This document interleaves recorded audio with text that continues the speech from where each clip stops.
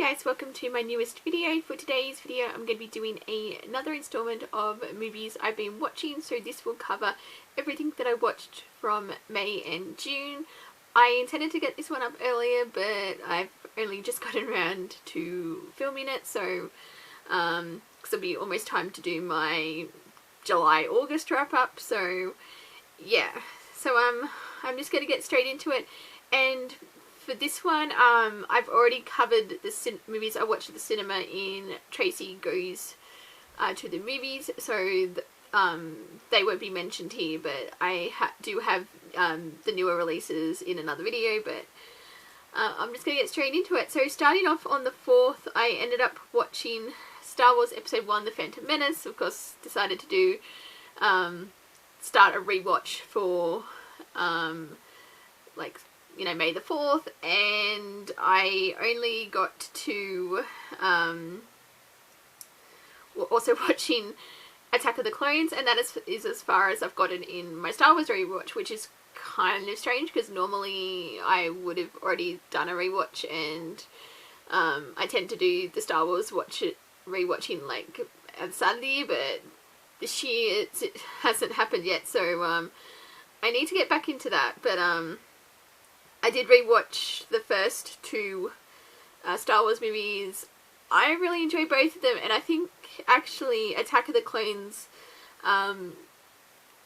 surprised me more this time around. Like, even though it's my least favourite of the prequel trilogy, I think it's the amount of times I've rewatched it, and it's sort of interesting. Like, I went from absolutely loving it, and then I went, oh, it's an okay film, and now this time around when I watched it, I went, actually it's kind of decent. I mean, yes, the dialogue is terrible, but it's still entertaining. But yeah, so I watched The Phantom Menace and Attack of the Clones in May. Then I rewatched A Quiet Place in preparation for A Quiet Place Part 2. I loved A Quiet Place, and yeah, still getting to it still holds up on rewatch even now, so that one. I rewatched Passages. I really like this one with Jennifer Lawrence and Chris Pratt. Very minimal sci-fi film, and I love that it takes place entirely on the spaceship, and yeah, I've just always liked this one a lot. So, oh, I forgot I was giving the ratings. Phantom Menace and Attack of the Clones get 4 out of 5 stars each. A Quiet Place gets 4.5 out of 5 stars. Passages gets 4 out of 5 stars, and then I rewatched Barnum randomly, the musical, with Michael Crawford. It's always so weird watching this, knowing he went on to do to play the Phantom in Phantom of the Opera like the next year, because they're so different character roles. But I've always had a soft spot for Barnum because I was in a local production of it, and like back in the day when I used to do a lot of musical theatre. But yeah, this was just fun to revisit, and I gave it 4.5 out of 5 stars. Then I have a first time viewing, which I got Monster Hunter, and because I missed this one at the cinema, it was okay for what it was. It was obviously very much setting up for a potential sequel, because there was a lot of exposition in this one, because I'm not familiar with the game at all, and I believe it's based on a video game. And it's really random casting, because I was sort of like with some, like especially with Ron Perlman being in this, and I thought he would have a bigger role, but I was like, okay, it's so he's just kind of felt like he's just kind of there, but it was entertaining enough for what it was. So I gave it 3.5 out of 5 stars.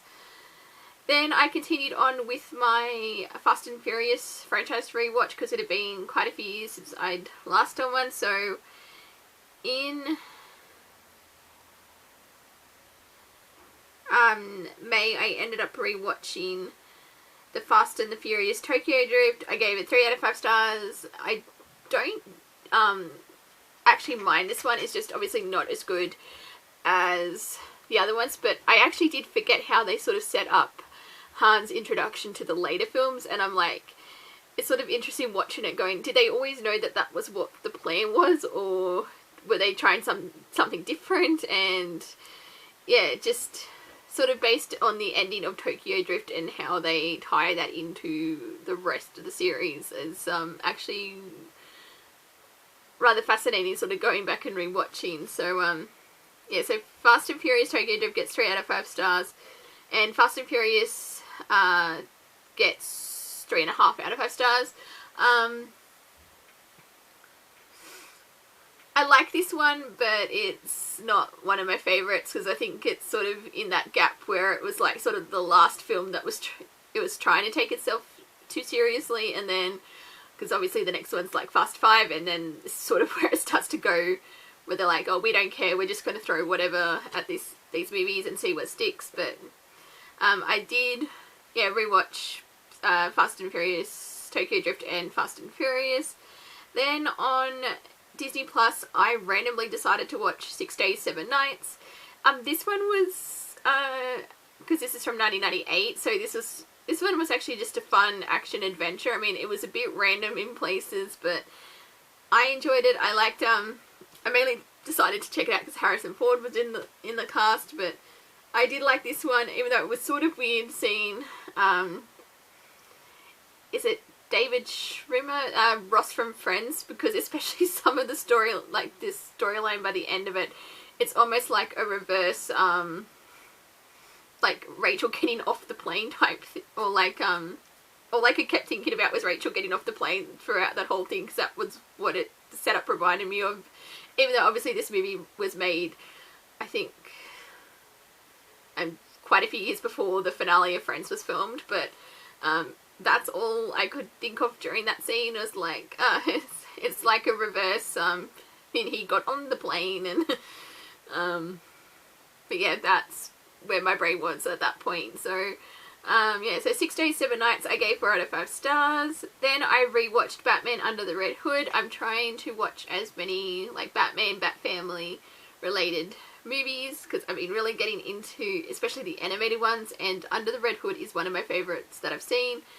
It gets 5 out of 5 stars. I've read the graphic novel that it's based on, so I think that's sort of where, like, the familiarity with the, like, also the familiarity with the source material, and also I love the character Red Hood as well, so, it was sort of great seeing this one, and I always find it so fascinating because Jensen Ackles voices, the character Red Hood, and it's so different from his, like when he's playing Dean, and even though sometimes you can sort of hear it slip, like the because of the accent he's using in the film, and sometimes you can hear his Dean slip out, so I thought that was it's always quite interesting watching it, so but yeah, so Batman Under the Red Hood, 5 out of 5 stars. Then I rewatched Cats, the 1998 version and the Fast and Furious version.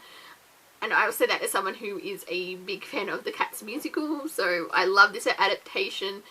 And yeah, if you want to watch a version of Cats, watch the 1998 one with Elaine Page. Trust me, it's it's a million times better than the film that came out a couple of years ago. So, because it's like, there is a good adaptation of Cats, but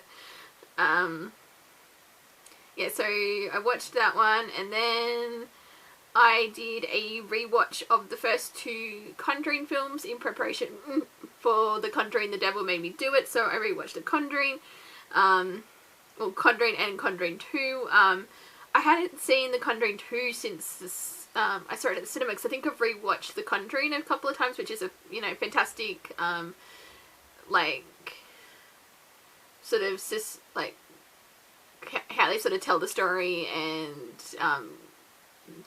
like, just how atmospheric it is, and, yeah, it's, like, I find the first one to be really, really creepy. I mean, the second one's creepy as well, like, is,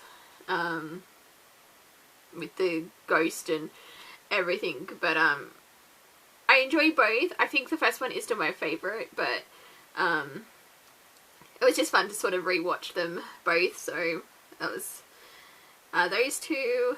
And then I rewatched, well, actually no, I didn't rewatch, I watched Army of the Dead, Zack Snyder's zombie film on Netflix. Now, I think I enjoyed it more at the time I was watching it, because the more that I think about on the movie, I'm like, okay, I don't think it's as good as what I initially rated it, because I think I originally had it as a 4 out of 5 stars. Like, I liked it for what it was. I liked the soundtrack. I liked,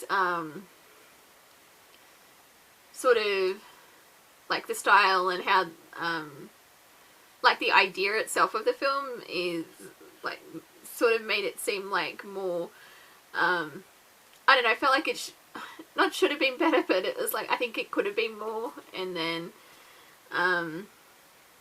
yeah, I don't know, I ended up giving it 3.5 out of 5 stars. Like, it's not bad. I just, yeah, I think I might have been expecting too much going in, so, but I did watch Army of the Dead, and then the last 2 films of May, I rewatched 1776, which is a musical based on the signing of the Declaration of Independence, and then I decided to pair that up with a rewatch of Hamilton, which I love, and it's probably going to be the only way I'm going to get to see Hamilton for a while, because I do have tickets. Like, I have seen this, like, I saw the stage production when it was first in Sydney in March, and I'm meant to be going again in October, but I don't think we're going to be out of lockdown by then somehow. But I did rewatch Hamilton, and yeah, it's still amazing, and I still love it, and both 1776 and Hamilton gets 5 out of 5 stars. So then we move into June, and I ended up watching quite a few things in June. I'm not sure what I was doing that month, but I finished rewatching the Fast and Furious franchise. So I watched Fast 5 and Fast 5, Fast and Furious 6, which both get 4 out of 5 stars. I really like the addition of Dwayne Johnson to the cast. I do think it's, like, they become a lot more enjoyable. Like, I mean, I like the films beforehand, but when they stop taking themselves so seriously is sort of when I think that's why I like the later films so much. So I did rewatch those 2. Fury 7, of course, I think is still my favourite. I give it 4.5 out of 5 stars. And then I rewatched the Fate of the Furious, which I hadn't seen since I saw it at the cinema. So I really like Charlize Theron as the villain in this one. I think she actually plays a really good bad guy, so I did rewatch that one. And then I also rewatched the spin-off, which I wasn't planning on doing because I think I was running out of time before I was going to see Fast 9. And then I ended up having to delay my screening of it, and so I rewatched Fast and Furious Presents Hobbs and Shaw, which I'm not 100% sure what I rated it.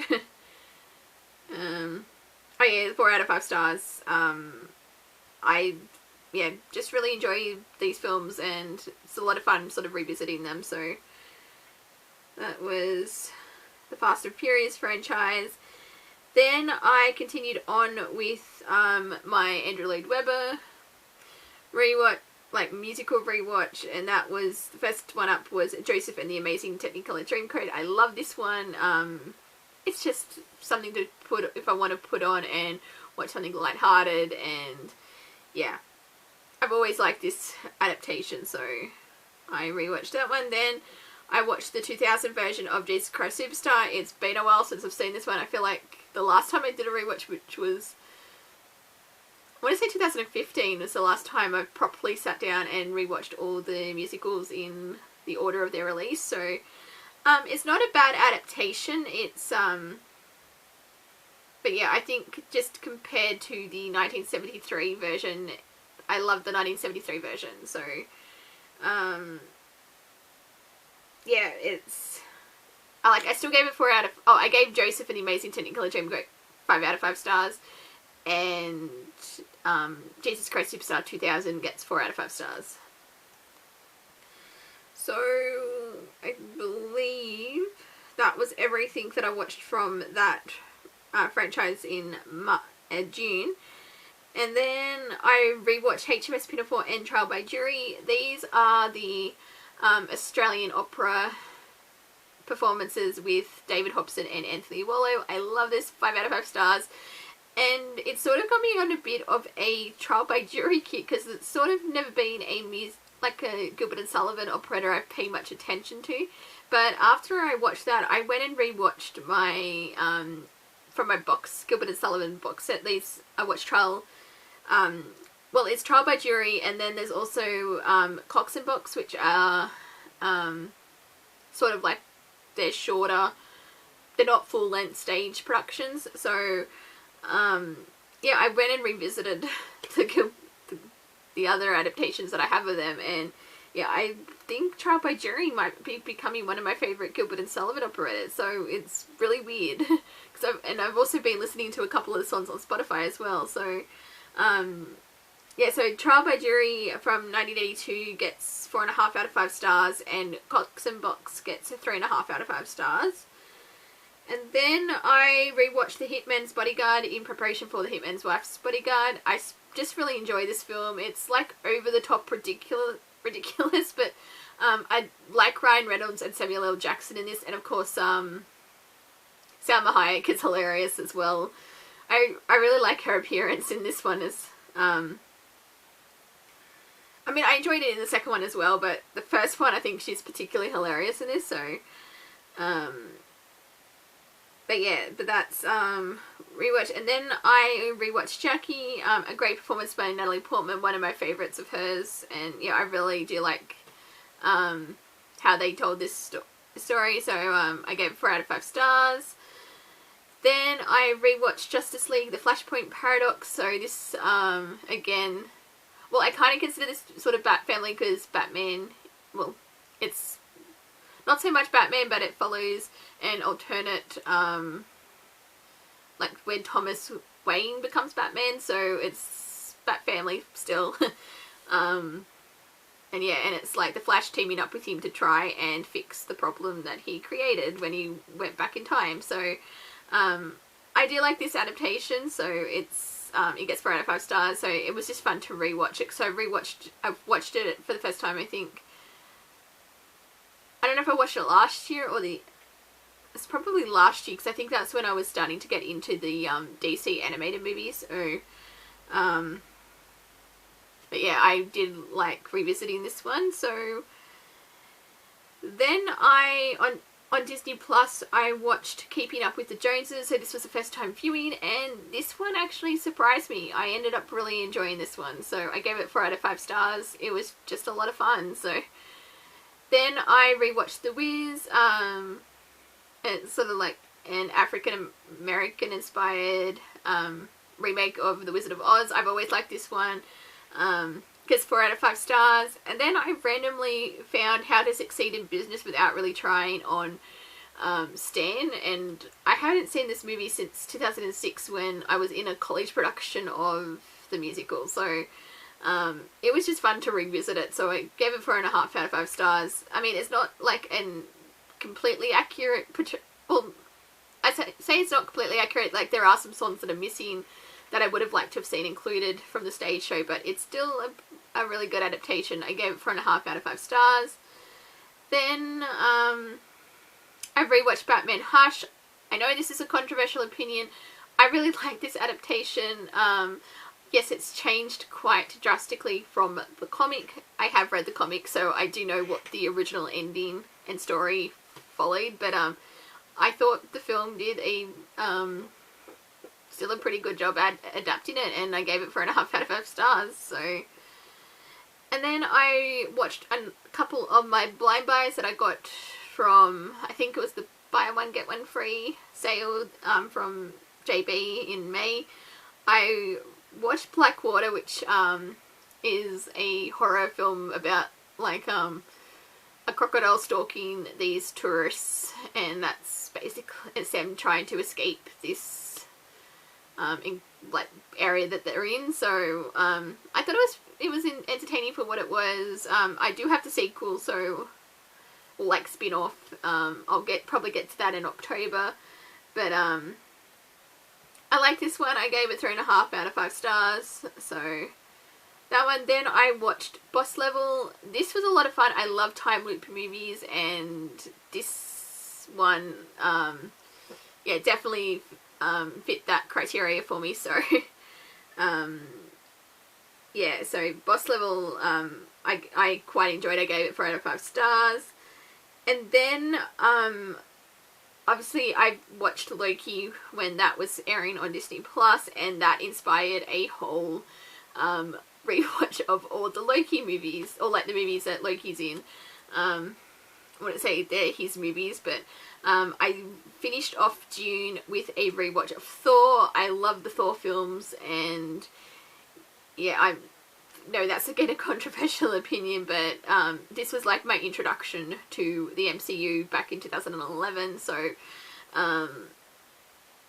I've always had a soft spot for this, but so Thor gets 4.5 out of 5 stars. I really do like the introduction to this world, and sort of the setup obviously for Loki in Avengers, and yeah, it's always interesting going back to the very beginnings, like when he was like first introduced. So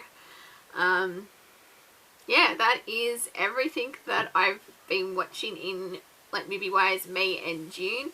So hopefully at the beginning of September I'll do a movies I've been watching for July and August, and not have another like month and a half pass between these videos. So yeah, I'm just gonna stop it here. Thank you guys for watching, and until my next video, I will see you guys next time.